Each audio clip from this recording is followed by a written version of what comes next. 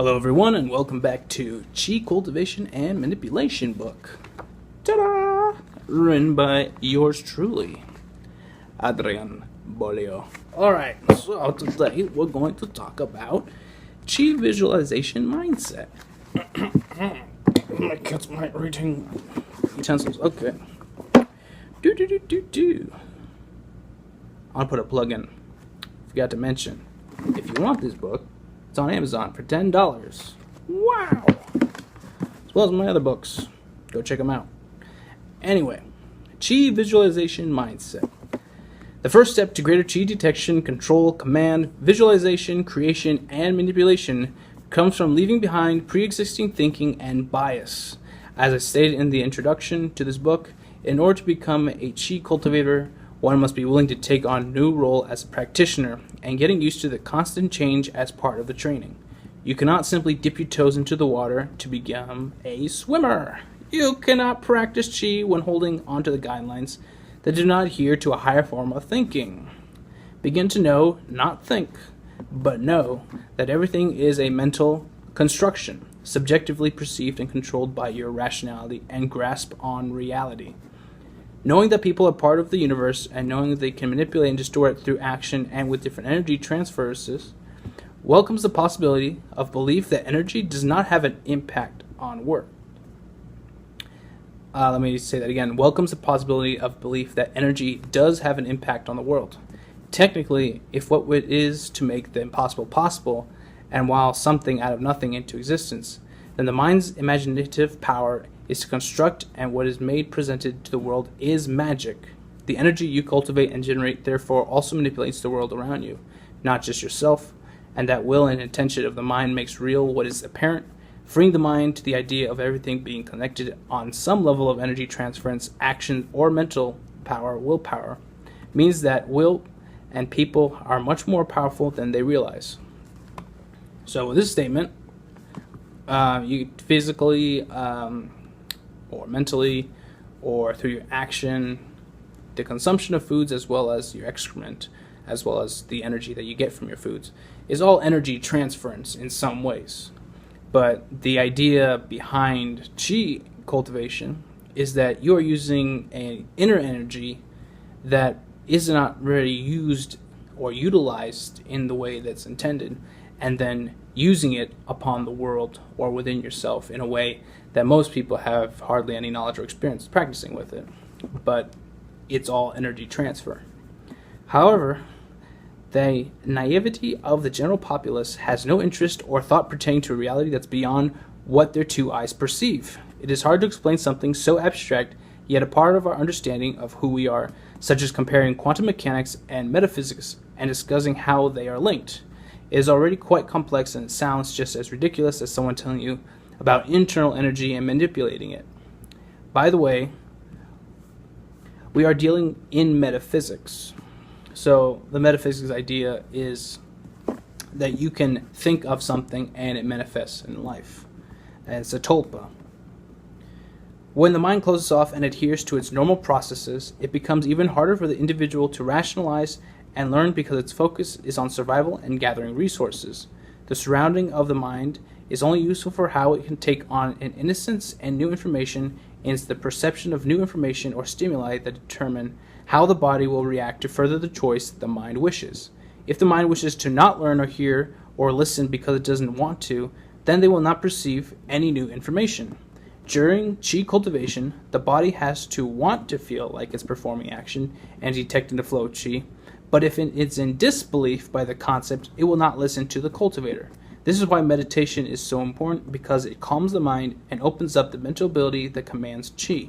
A state of survival is guarding any outside influence, but opening up the new experiences wields positive results than if you were to going into intention to attract it at the first sign of change. It's not because of reacting out of danger, just the idea of acceptance being uncomfortable in the face of innocence. The mindset of understanding Chi is being willingly open through the intention and to surrender to its feelings and direction. This does not mean letting the body open to attack. The opposite means we're hyper aware and of what occurs, but rather thinking of action as not just moving the body and performing Chi manipulation by thinking through the action. Eventually, the body will occur spontaneously and instantaneously, as well as instinctively, at the mere thought, as if you were ready to react to catching a ball thrown at you. So with this paragraph, what I'm talking about, and how belief system works, chi visualization and cultivation within the body must be an action that you perceive at first to believe that you can do it, and then through time you realize that you're doing it, and then the belief system that you have in that is reinforced. So if you don't believe in it, or you don't give it a shot in a true hearted sense, then you're not actually going to have any results. But if you pertain yourself, you pertain to this energy, pertain to this idea that you can become better, and the belief system works, then it will work for you. Willing the action, perceiving that action, and commanding the action of chi is the easiest way to describe the feelings that come with manipulating chi. The follow-through of action from thought form to action is the mind of the body connection and the mind to chi energy connection. For example, thinking about moving an arm versus moving the arm physically depends on the mindset of willing the action, feeling, or commanding its inaction or action. There's also involuntary action in which the mind automatically reacts, such as protecting the body from the fast punch, and to prep the body to automatically react positive to the chi within the body means knowing that the action and willing it to existence or holding off its actions. A good example of the level of control in chi manipulation is turning on and off expelled heat from the palms of your hands and feeling an increase of heat when you command it on and decrease when you command it off. Learning how to know when chi bends to the will of the mind is only as strong as the intention of the cultivator it gives it. The exercises that are practiced within the book will mostly be internal action, but another element to the equalization of greater chi cultivation is visualization. The explanation of how visualization works is being able to open up the mind to abilities and senses that have not been strengthened or used, and a greater understanding of how humans retain information and learning new processes as well. And from this passage, I'm saying that there's differences between action, reaction, and then the body being used to something and expecting something to happen. So the way that we should react with chi should come off as an involuntary action. It should be something that's natural to us and that will come through. But more importantly, all that, the visualization process, being able to think in your mind where the chi is supposed to go and being able to feel it in your body, that's part of the chi detection and chi manipulation. But the visualization part is very important because it reinforces the belief system, and the belief system is what allows chi to be detected and allows chi to actually work with you and not against you or not at all. When commanding chi where to go, a visualization of intention, action, and feeling has to be attributed to the flow of chi. What that means is that the mind must create a mental action with feeling, such as giving chi the feeling of liquid, water, or when it's expelled and forms into a physical structure. This process is called a tulpa, and it is within the tulpa created by the mind that chi's properties can change through repetitive practice and concentration. The better a chi cultivation can visualize or reinforce tulpas when concentrating on chi manipulation, the better effect the chi has in regards to the tulpa's action. Chi detection uses tulpas to detect the flow of chi within the body, but has no purpose in the duty to the body if it's without intention, as the visualization process of forming a tulpa of chi detection means that it must manifest action in real life. If you are not focused on detecting chi in your body, it won't happen. But once you pay attention to it, you can detect chi because your visualization process is on yourself now. This is why the believability and transic aspect of meditation can cause chi to be so much more powerful. You are under a mindset of greater believability that can focus upon yourself and you command great change and attention. You have to have your goals spot on. This is just going over the reinforcement of tulpa and visualization. There's also the thought of doubt or reluctance, or maybe the idea of supernatural abilities being scary. Or maybe you've always had them and just never learned how to use them. A great artist never knew they could craft a magnificent structure out of marble until he tried. The mindset of doing action instead of inaction is one of the hardest hurdles many of us have to achieve, knowing well in advance that the outcome and the mindset must go through to be both winning or losing, depending on how we see it. However, inaction is already losing, and action is not guaranteed winning. And choosing to take the plunge into this performance is winning because you take a risk of plunging yourself into the unknown. You could live a life as you intended, or you could live a life that you had laid out for you and you will eventually lead to your doom. The only way to play life well is to win how you want to win, and the only way to get better is to improve on its foundation. The difference between knowing the path and where it leads, and creating the path and determining where it wanders. People pump the brakes when they are least comfortable in life to continue, but what if they could be shown otherwise a broader perspective of reality and how to handle going down into the unknown? Humans have extraordinary abilities and more senses than touch, taste, hearing, sight, and smell, and to know that others may have been practiced or strengthened, those other senses may conflict with your perception of reality. One of these senses is seeing coincidences, when in fact they are patterns of talk, observations, and predictions that always align in one form or another. This is called synchronization or singularities happening in your life. If someone spontaneously says one thing and it happens, or things in a way to change their actions, are they choosing what they want to see, or are they seeing what they've already had connected? Would it be possible to understand this ability unless you practice it or laid out to the reoccurring patterns? How do you deprogram someone without asking them a lot of multidimensional questions? You can't know the real outcome unless you follow through with action, and without a shred of doubt. So this passage, it's to help you gain understanding that through this believability and this mindset that you create for yourself, you are allowing yourself to become stronger because you want to be stronger, but you're doing it because you know that becoming stronger mentally, you are changing the way that you believe in certain aspects. You're changing the way of how you approach certain things in life that may cause you trouble. You're approaching different ways of how to troubleshoot and problem solve, because you're not really giving it out of a flight or fight response. You're choosing to accept it, and then you're choosing how to work it out. So the number one thing, of course, is win or lose. It's always win. And then how do you want to win? How does the belief system work? The final mindset during meditation, where chi cultivation and manipulation can easily take place, will be quite different from normal. A truly powerful mindset takes over that is both calm and aware. It is only within this truly powerful mindset of meditation does the body feel as if it were more powerful and more in tune to your command. The term grounding is usually a good way to describe the first onset of meditation and aligning the body back into a productive and ready state.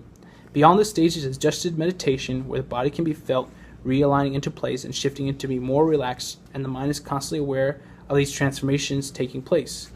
True meditation begins when everything comes into play, such as breathing, posture, chi flow to the head or heart, and even the relaxed state of the body for concentrated periods of time. Within the final steps of meditation, the body is not only more emotionally stable, but emotionally empowered.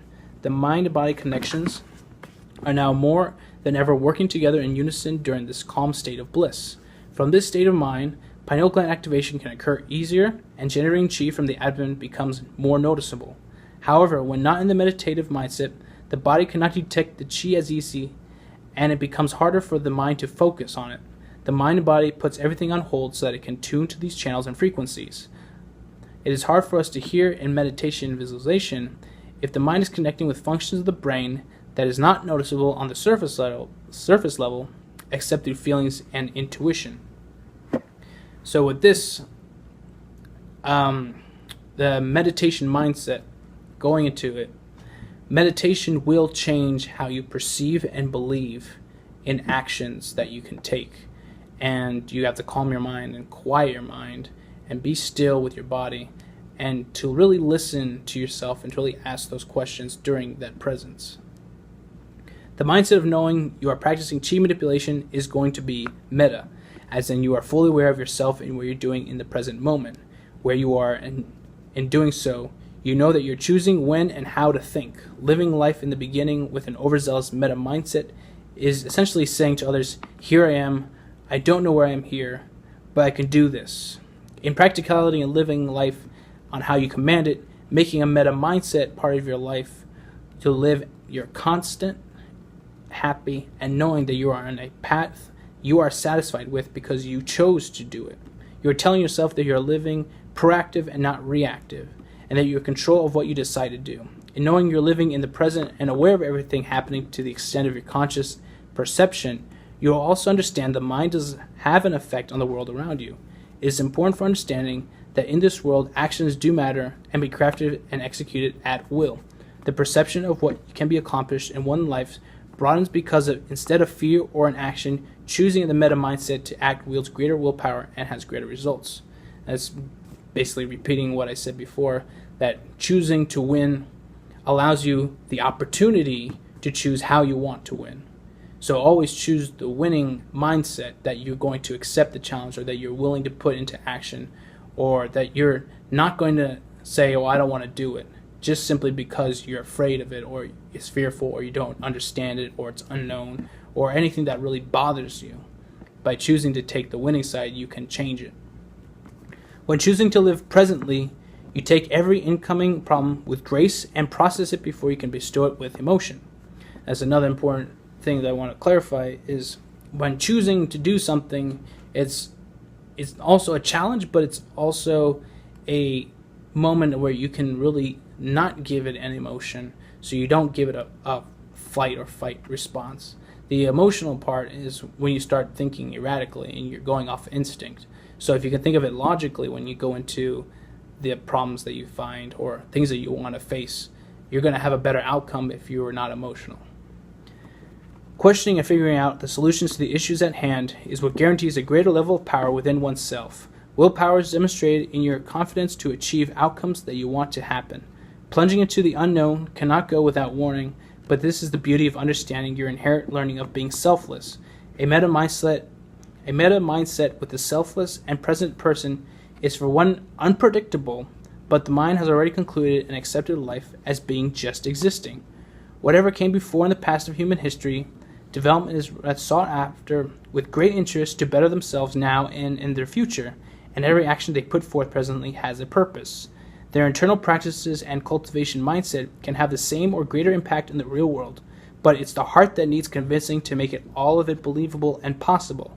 Your brain may have all the tools and strength it needs to achieve what you want, but your heart is your compass, and without a good reason that resonates within you, you are aimless. You need to work on the reason to live and keep being you if you struggle with direction.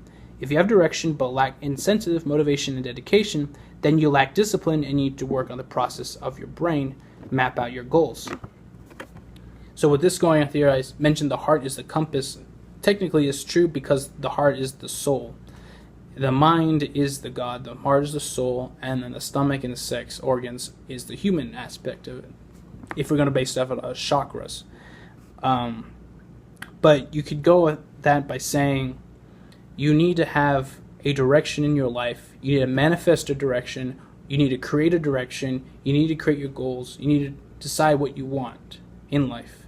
And by doing so, you are creating a belief system around that so that no one can tear that down just because they're out of fear and out of luck. They don't have anything going for them. They have no will. They have no power within them to create willpower. But you do. You do. And the reason you do is because you have the inherent ability to see things more objectively, and you'll be able to look at what you want versus kowtowing down to someone who wants something done for them. Because chi is quantifiable, physical, and has opacity, and acts will on the world, it will have a physical response under a meditative state. Keep in mind the reality of the universe, the malleability it has, and how the connected mind can manipulate reality at the extent of your mind and the use of chi. With the being said, chi manipulation can be mastered by feeling it move as its command from the abdomen to the chest and so on. Chi will only be commanded if it can be willingly to do so, and in doing so it creates chi flow to any part of the body and beyond. Novice exercises include feeling chi move between limbs such as from hand to shoulder or knee to tailbone. More advanced techniques will combine chi flow or concentration in magnitudes of time to create physical changes, non-physical changes, and sharpening or perfectioning abilities of the mind. There are internal processes that you'll be learning, but the mindset is doing these exercises to determine how effective your outcome will be. So to leave with this passage, if you want to be successful with chi, reinforce your believability, know what you want in life, and if you don't and you need room for that, practice creating willpower by setting goals, by facing odds, by not acting out of fear, by choosing to take the hard but easy choice.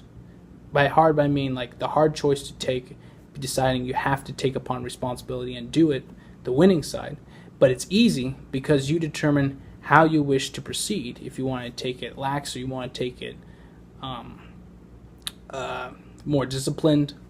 And the easy comes in the idea that it's the path that you must take on is the easiest choice you must do. It's hard, but it's the easiest choice you must take. Because if you choose to lose, you could live with regret. You could live with the idea that you could have done something better. And choosing to win, choosing to go for the gold, choosing to believe, choosing to have will, choosing to do this is you choosing to do it. You are taking it upon yourself to go through this fire, and this creating a stronger individual, which will become you. Anyway, that's the chi cultivation mindset and visualization idea that you must put in when you're practicing chi cultivation and manipulation. Anyway, $10 on Amazon. My DMT meditation book is $7 on Amazon. Feel free to check it out. Links are in the description. My name is Adrian Bolio, and thank you very much for staying through this video. I'll see you next time.